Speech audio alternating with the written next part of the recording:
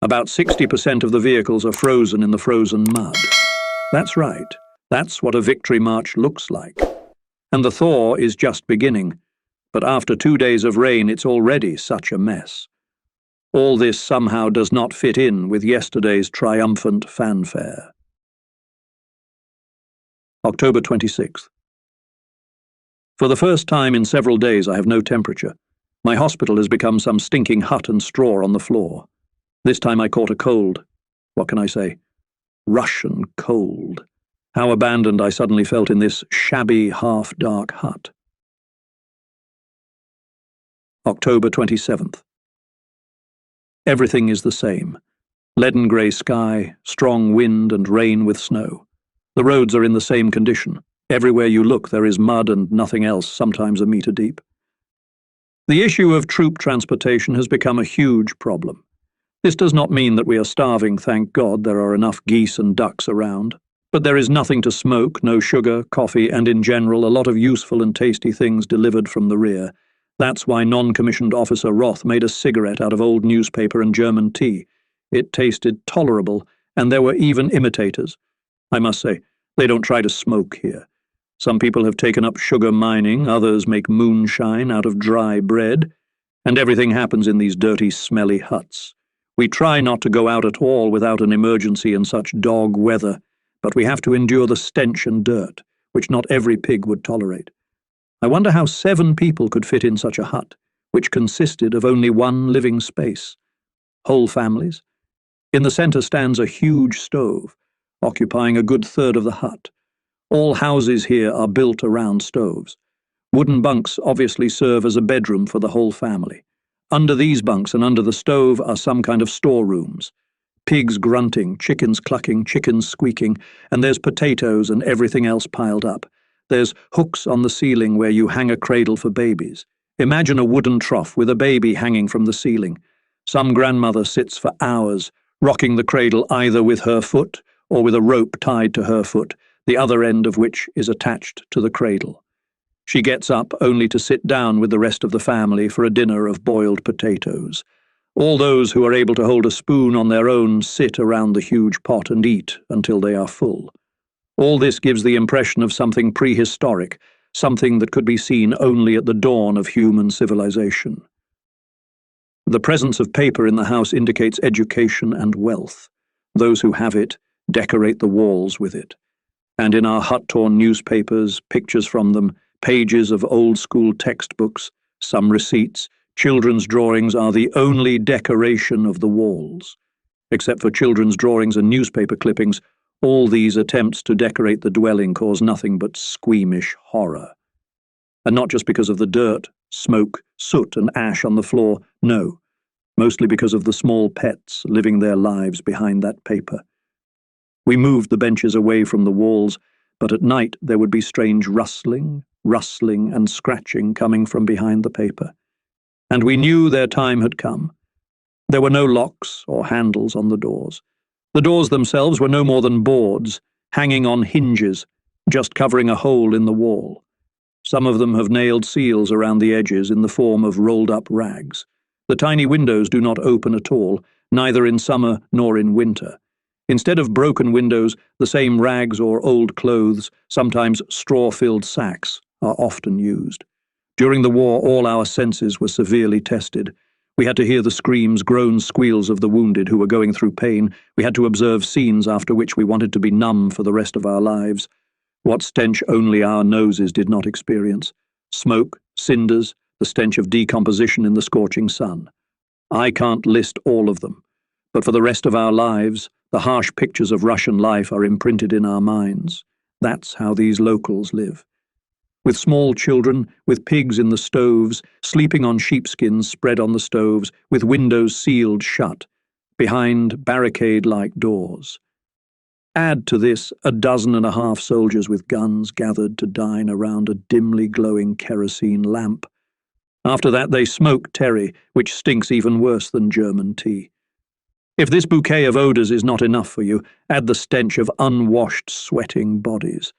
And in such a cage, 25 human beings are housed. The lamp represents a unique aspect of this atmosphere. We have electric generators in our headquarters and other divisional establishments because officers need light to work during the night hours, unlike the common soldier who uses the darkness either to attack or to sleep. If he wants to light a piece of space for his personal needs, as I do at the moment, he uses a carbide lamp or a simple candle. By far the simplest device is a small vodka bottle suspended from the ceiling on a wire. In the oil poured into such a container, dipped wick a piece of rope, cloth or something like that. And if you're lucky enough to have a real wick, the result is something like an oil lamp, but shining rather dimly and often blinking. Here opposite to such illuminating device, I settled down to write these lines of my diary. A step forward is a real oil lamp without a protective glass cylinder. Time and the constant presence of soldiers long ago destroyed the glass cylinder, but despite this, the lamp gives enough light you can write a letter to your beloved and then to your family back home. King Croesus of Lydia, 560546 BC, for example, was happy with an oil lamp. I don't know whether with or without a glass cylinder. Where do we usually sleep? I must say that in the last few days the main activity, apart from the occasional skirmishes with the enemy, has been sleeping. God, how many hours of missed sleep we had to make up for. That's why those who didn't write letters, didn't eat, didn't catch lice on themselves, every discovery of an insect in the seams of uniforms is accompanied by a joyful message, slept. We all sleep together in the same place. What, maybe one of us demands a blanket? We don't. So we sleep on wooden benches, on the floor, on a huge table, the biggest luxury, a piece of straw under ourselves. The sleep is deep and dreamless, and at the same time sensitive. Even the embrace of Morpheus does not allow us to let our guard down. We sleep with deep breathing. We do not scratch ourselves in our sleep from the lice pestering us. In short, almost as if we were sleeping in a normal bed and in our pajamas. But we got used to sleeping with our clothes on a long time ago. It's really funny. If you do see a dream, it is certainly something to do with home, our home. Those who are constantly looking at pictures of children and wives, frayed from frequent use, will understand me. After all, it is the love of loved ones and any reminder of home that keeps us going, and brings us together. You see in your dream a white tablecloth. You are tenderly kissed. All this provides a good mood and a charge of vigor for the day. It is not bad, of course, to see in a dream here, on the Eastern Front, and something related to our stay in France, friendly sunshine, wine. But such dream themes are no longer an incentive, more like home and all that goes with it. Blessed be the army postman who delivers our letters. For another 2 weeks we were stuck in this Kravino Krovnoe. But finally the thaw stopped, and on November 10th the frost struck again. The thermometer is -12 almost 24 hours a day. November 15th, finally, the ground is frozen like a stone. It is possible to begin. November 16th, Sumi fell after fierce fighting. The losses are nightmarish. Our non-commissioned officer Lader, who went with his squad on a reconnaissance mission, did not return. The squad, too, all perished. November 18th, getting to Lebedin. These last 3 days have cracked up the division in a big way. Only 50% of weapons and vehicles are combat-ready. Therefore, the division is ordered to stay in Lebedin until further orders, and as soon as possible to put in order artillery and vehicles. Lebedin, by Russian standards, is a nice little town and a paradise compared to the shabby huts of Krovny. The Soviets have built quite large administrative buildings here, an airfield and barracks outside the town, total Potemkin villages. From afar their whitewashed facades look fine. But when you get closer or go inside, you see cracked walls and ceilings, crooked doors that neither open nor close, warped stairs, window frames swollen from dampness, uneven floors, and the above is not the biggest problem. 8. Meanwhile, not a single building is older than 56 years. And here's something else that kills me. Nowhere in this workers' paradise have we seen hidden electrical wiring. Poorly strung wires are always sagging on the walls and ceilings. Lead pipes are unknown here, which are obligatory in our homeland. Here it is always and everywhere the same, even in the cities, primitivism and poverty prevail. But what are the wages in this workers' paradise? What are the prices of goods? Here are some examples, but first of all it will be appropriate to mention that the Soviet ruble before the war was exchanged for Reichsmarks at the rate of 182. That is, one had to pay 82 Reichsmarks for a ruble. Average monthly salary. Qualified specialist 300 rubles, soldier of the Red Army 7 rubles, officer 210 rubles. The size of pensions was calculated by earnings, an average of 80 rubles. A winter coat cost 2,000, 3,000 rubles. A decent suit 1,500, 2,000 rubles. A pair of shoes 2,300 rubles. A goose 120 rubles. Eggs and butter 25 rubles. Literally immediately, in a few days, from loyal Ukrainians was formed a militia, which showed itself with the best side in these difficult subsequent days. They report about a group of partisans numbering 2,000 people. We turn around and engage in battle with armed bandits. They have machine guns, anti-tank guns, and other infantry weapons. As the guerrillas begin to pose a serious threat to Lebedin, we have to request reinforcements from Aktyrka. At one point we have to retreat temporarily, leaving our dead and wounded behind. When we return, we find them mutilated. In the town itself, there is an atmosphere of uncertainty. An attack on a non-commissioned officer for the purpose of robbery. The culprit is captured the same day and hanged. The next night, 2 thieves attacked me. It was pitch dark, and both of them managed to escape and hide in a labyrinth of alleys. I had wounded one of them, and it seemed serious that morning. When we examined the scene of the crime, we noticed a trail of blood on the ground. But we were never able to find them. In the afternoon, 10 hostages were shot. We are no longer ceremonious, but act with an iron hand. The city gallows are not empty. Executions have become an integral part of everyday life. That's the way it should be, and that's the only way it should be. From the front, bad news. November 21st, part of the division, which was on vacation, was hastily raised on alert to join the battle group Petersdorf, responsible for one extremely dangerous section of the front near Oboyan. In the meantime, terrible cold weather had set in, with the thermometer at times dropping to -25 and even 30 degrees Celsius. Most of us do not have winter uniforms. Cases of frostbite have become more frequent. December 12th. Most of the division leaves Lebedin.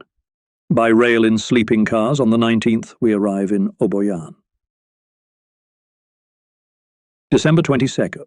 Division is divided into separate combat groups, subordinate to different command. The front line here is very thin and also discontinuous. Next to the Rozava River demarcation line separating us from the neighboring army, 40 kilometers of the front line is not occupied by anyone. When we arrive there, we see things that clearly do not inspire us. This, then, is our position for the winter, and this is where we're supposed to stop the Russian onslaught. I want to cry. Pitiful trenches, craters, frozen ground we have to blow up, scraps of barbed wire, and that's it? Those we replaced are gaunt, pale, with a strange gleam in their eyes. They shake our hands in silence and march to the rear. An hour later, 2 of our comrades are killed, and several others are wounded in a shell explosion. In the evening, the first mass attack of the Bolsheviks. Supported by tanks, the ski battalions swirl upon us. The icy north wind with snow blows directly into our faces. Our eyes can't see anything. Our weapons misfire in the cold. Visibility is 10 paces. Here and there, suddenly a Russian tank emerges from the snow mass just a few meters away from you. Hand grenades explode, wild screams, fierce hand-to-hand fighting. 2 of our guns are crushed by the tanks. Well, we can't hold out here. What now? Every man for himself. Our squad is gathering at some collective farm 2 kilometers from here. We wait. We wait. Half an hour passes and our unit is gone. Nobody. Not a single person. The tragedy has begun. December 23rd. At night, reinforcements arrive, but the men are so exhausted that they can barely stand on their feet. They have done the impossible on their own. 2 people have swept 30 kilometers in a snowfall, bogging down in the snow, and even brought with them 2 guns.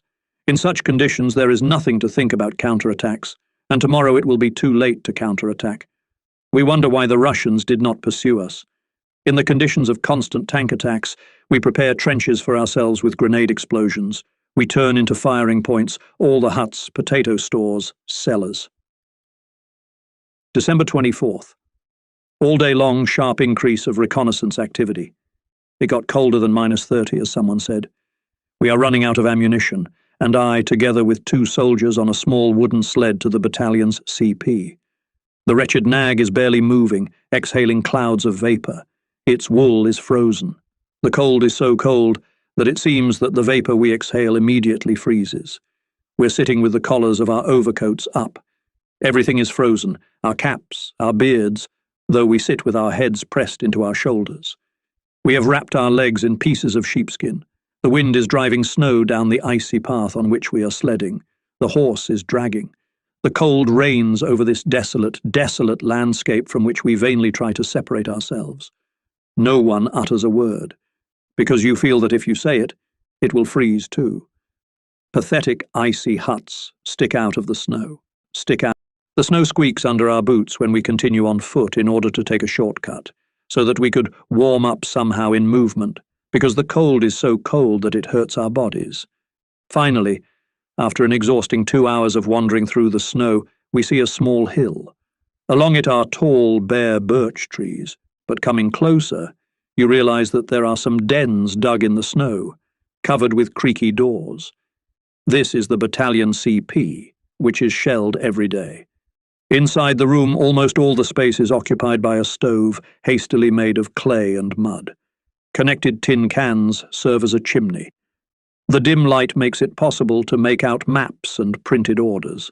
Inside, 4 officers sit cross-legged. Everything unnecessary has been removed from this hole. Over the stove in a wooden box, meat and bread are thawed. Everything comes here in this weather-frozen, petrified with cold, including the soup poured into flasks from the field kitchens. Suddenly this hill begins to shudder under shelling. We try to take shelter in the soldiers' trenches, just like ours, of course, that is, just holes in the ground about 70 meters wide and half a meter deep, which seem to be a little warmer and designed for 2 soldiers. Some of the trenches have lost their owners in recent days, so we have no trouble finding somewhere to set up. Half an hour later, the snowfall is over. Hardly able to move on stiff legs, we get out and find that our sledges, which we used to get here, are a pile of chips, and our horse is lying in a pool of blood. I'm so furious at this that words are stuck in my throat. On what, you ask, are we to carry precious ammunition? Soon a group of a dozen soldiers with heavy boxes on their backs leave the battalion's CP. Silently, with frost-bitten hands, sullenly treading on the creaking snow and trying to get a foot in the trail of the one ahead of us, we are heading back. And what are we thinking about? It's Christmas Eve, and now our household is decorating Eric's tree with eyes glowing with joy, and Roselle is standing next to him, smiling. Although Roselle is not really smiling now, she is thinking somewhere far, far away, here with me. One fervent wish of all of us. God, bring him back to us alive and well. That's it. No thinking, no fantasizing, no softening. Brush the ice from under your eyes. Our comrades are waiting impatiently for shells, because today the Reds, for whom nothing sacred exists, will attack. Someone is moaning. His feet are freezing. He can hardly walk. We distribute his load among the others and keep going. Faster, faster. It's getting dark when we, half dead from fatigue, return to our own. We are officially ordered to sleep in one of the trenches. I don't understand. How can you sleep here when there is rumbling and whistling above you, and when every soldier counts? Our shells burst right in the midst of the attacking Russians, throwing this Asian scum around. These guys fear shelling like fire. They attack without tank support and soon retreat. Oh, holy night! Twice they come back this night, and twice we throw them back. Oh, holy night! In a bunker dug into the ground, the candle stays lit all night. The bunker's like a hospital. Moaning, screaming from everywhere. By morning everything is quiet. The suffering of our battalion stops. December 25th. We lie curled up in a trench behind a machine gun. We are very careful with our weapons. What happened on December 22nd must not happen again. Not a drop of oil on the steel. Oil hardens instantly in the cold. We're looking at where the enemy is holed up. The enemy, eager to make a pact with the winter cold, is storming our positions again and again. We have already realized something about him. We now put on our uniforms over our overcoats, and as we have no white paint, we quickly urinate on the steel door. The urine, freezing instantly, turns white. So much for our camouflage. Soviet aviation appears. Howling engines, airplanes are flying at a breakneck speed over us. It's started again. We grab our weapons. Enemy artillery increases fire. Our luck that the frozen, petrified ground is covered with a thick layer of snow, otherwise we would be deafened by the rumble of explosions. The frozen ground practically does not absorb sound. We hear tanks creeping closer and closer, realizing that all this will now be tied up for hours. On the other side, Russians dressed in white camouflage jackets are silently skiing. Machine guns are yapping, hand grenades are at the ready. All fighters in firing points are at the ready. A group of ours is firing from behind tree trunks. No snow will not save you from a bullet. Snow is a poor defense. And as it has often happened recently, a fierce hand-to-hand fight begins. One against the other, holding weapons in their hands, is dangerous hands stick. It is only worth touching the frozen metal. Machine gun fire knocks the snow off the tree branches, and the enemy tanks crawl out of the woods. We have long since heard the roar of their engines and pray to God that they pass by. And so it happens the enemy, without noticing us, passes. We burst out a sigh of relief. Suddenly, in the thick of the trees bursts into flames, a Russian tank is hit. The noise of battle subsides, artillery and machine guns fall silent. We look at the set-on-fire tank, and our first thought is, damn, but it is warm there, brutally warm. The battle has moved to the neighboring plot. We are simply hypnotized by the fire, immediately remembered hot stove, a deep, cozy chair or warm, soft bed, and sleep in the warmth, undressed and without lice bites that tormented us when you do not need to put a weapon near you to reach it in case of danger. December. The front line thinned. At night we received an order to distance ourselves from the enemy.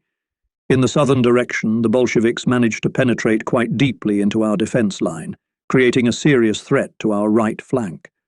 The night before, the Reds captured Dmitrievka. It is supposed to withdraw our fighting group to Troitskoye. One section of ours remains as a combat guard. The enemy is trying to pursue us. All day long machine gun fire does not cease. Branch, sitting in the trenches, defends against the advancing enemy. Only the next night the detachment joins the battalion. By compass we find the way in this snowy desert. After that we take a new position near Troitskoye sappers, having blown up the frozen ground somewhere provided us with trenches. December 27th. The sky is in grey clouds. The wind beats us in the face with icy needles. Crows cawing high in the trees. Now we are in a better position at least.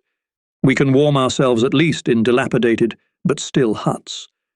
We sit staring at the fire of the stove. Everyone is immersed in his own thoughts. I feel a terrible cruelty boiling up in me. When my comrades cling blindly to my prophecies, bad or good, I must not show how I feel. The crackling of wood also brings us back to pleasant thoughts. Home comes to mind. December 28th. After an intensive artillery preparation in the morning, the Russians attacked us again. And how they attacked. This fight was hopeless. Another mass of soldiers with the support of tanks was advancing on us, and they managed to almost encircle Troitskoye. And by noon, they did. The unit of JJR 214, which had rushed to our aid, was almost completely defeated by the Reds. Only 14 men were left of it, who still made their way to Ous. Later we found a pile of horribly mutilated corpses. Poor guys. They were recently transferred here from the west, from Biarritz. The situation is getting more and more serious. We telegraph to Oboyan. Petersdorf's group is surrounded. Send help. At 19:10 comes the answer. Get out of the encirclement. Go to Oboyan. God, I'd rather be shot in the temple than get such a reply. Is it really that bad? Is Oboyan also under threat? Are the neighboring battalions retreating? These were the questions we asked each other. The shelling seems to have subsided. Looks like they're drunk. We should celebrate such a victory. The wind carries their drunken, enthusiastic cries. Shortly after midnight, we managed to get out of the encirclement at great cost. At 6 morals, the remnants of Petersdorf's group arrived in Oboyan. The details of this transition cannot be described in words. Almost running in 35-degree frost through the snow almost up to the waist, escaping from the enemy outnumbering you almost 10 times. Only a healthy person, and not everyone, can do such a thing. As for those wounded lightly or severely, they disappeared in the snow. Now we know that most of them preferred to put a bullet in their foreheads, but not to get to the enemy. December. In Oboyan declared readiness for defense. In the morning, a rare natural phenomenon. The sun rises 3 times. It is strange to look at it. Most likely, the phenomenon is due to optical reasons. The matter is the smallest ice crystals in the air. But we have no time to admire it. It is not an easy thing to make trenches in the petrified, frozen ground with explosions. Russians are a different matter. They have plenty of time, so they stand and gaze at the winter sky. Many throw themselves on the frozen ground, wailing and crying, a sign from above. Destruction and ruin will fall on the city, and without them we know that in 2 days it will be decided here, to live or to die. Several thousand Russians with the strongest tank support take the city in a ring almost without resistance. God damn the hole in the defense line, 40 kilometers wide. That's it. December 30th. Heinz Stickel returned from Germany. He tells a lot of curious stories and at the same time told us about the terrible famine in Ukraine. They were in Kiev for 2 days. Things are the worst there. Every day hundreds of people die of hunger. Anti-tank guns have been placed everywhere to stop riots in case of anything. A single frozen potato costs 45 pfennigs on the black market, and a loaf of bread 25 Reichsmarks. The population of the city in masses rushes out of the city 30 kilometers and farther, where horse-drawn sleighs are waiting. As soon as a horse is spotted, it is literally chopped to pieces and then eaten. Many people try to dig up unharvested potatoes with crowbars and axes. My God, our German rear guard, pray that you have meat cards. At noon, as if from nowhere, Russian bombers appear above us and probably an hour circling over the city, dropping deadly cargo. A lot of houses burned down. And after the bombing, they drop thousands of leaflets addressed to the local population. The text, "Comrades, leave Oboyan. We'll wipe the town off the face of the earth." Well, well, well, there's no need to decide for us. We are still here, and yet most of the population leaves the city, taking only hand luggage. It's not a tragedy for us after all. We have a place to put our people. In the evening we get very bad news. A large troop train with medical supplies and provisions is attacked and destroyed 25 kilometers from Yakovlev. This is really a heavy blow. The section of the railroad Belgorod-Kharkov Road of Life is 300 kilometers long. Through it goes the supply of the front line. And if the enemy took it out of service, it means the following: no ammunition, no reinforcement forces, no provisions. At night orders are received to form reconnaissance groups and send them to the area of Yakovleva. December 31st. After the strongest night bombardment, at dawn we leave the city. Around 9 a.m. we reach the site of the attack. The wreckage of the truck is still smoking. On the streets and in the ditches, mutilated corpses of our comrades. One lieutenant has his chest and stomach ripped open, his intestines frozen in the pink snow. The driver's cabin is splattered with the blood of the victims of this brutal murder. The snow is strewn with letters, pictures of widows and orphaned children in the blood. I pick up and read the small inscription on the greeting card. "Daddy, this is written by us, your Inga, and our dear mother. I'm all grown up now. When are you coming home? Inga, Inga, your father will never come home again. Damn it." Tears come to my eyes involuntarily. Let's leave this horrible place. One reconnaissance team under Lieutenant Zimons is on the right side of the street. Our group of 10 fighters and 2 machine guns follows to the east. After about an hour of marching through deep snow, we reach some miserable village with no traces of Russian presence. With a pistol to the chest, interrogate the locals. It seems that the Russians left this night and are now settled in a neighbouring village. The number of about 500 people. From this village we are separated by a maximum of 800 metres and, more importantly, a ravine. It would be madness to try to overcome it with my men. But I realise there's no other way. But we have to act with extreme caution. We drag both machine guns to the edge of the ravine, set them up and prepare to fire. I'm using binoculars to study the opposite edge of the ravine. At my signal, the machine guns fire several long bursts. At first there seems to be no reaction, but then the Russians come running out of the huts. The officers are cursing, yelling, panic, total chaos. My guys shoot properly and even from a decent distance cut off a lot of people. But then there's a whistle from the other side. It's time to get out. 2 hours later, we meet in the agreed place with the 2nd Reconnaissance Group. It turns out that they had no skirmishes with the enemy. Tomorrow we'll definitely come here again and smoke the Ivans out of here. We don't know how, but we know we can't do it any other way. Half frozen, by evening we reach Oboyan. On the way we were attacked by biplane fighters. 2 wounded. At our winter apartment we had a drunken binge. The supply officers were suspiciously generous. Liquor, fine French cognac, Hennessy. And suddenly we all realized, today is the new year.